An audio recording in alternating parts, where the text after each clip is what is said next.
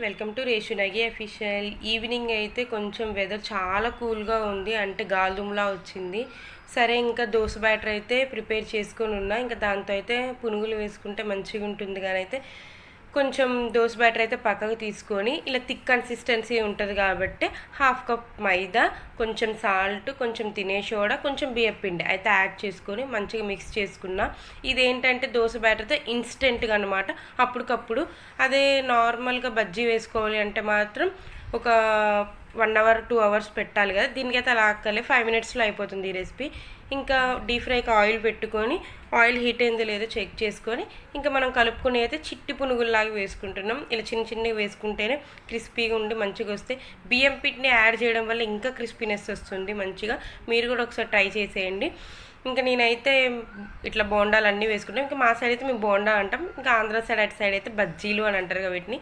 ఇక్కడ చిట్టి పునుగులు, బోండాలు అన్నీ అని అంటాం. ఇంకా వెంటనే గంట పెట్టి అయితే కలపకూడదు. ఇంకా చూడండి, వీడియోలో చూపించినట్టు కలర్ వచ్చేసిన తర్వాత అయితే మన సర్వింగ్ ప్లేట్లోకి సర్వ్ చేసుకోవడమే.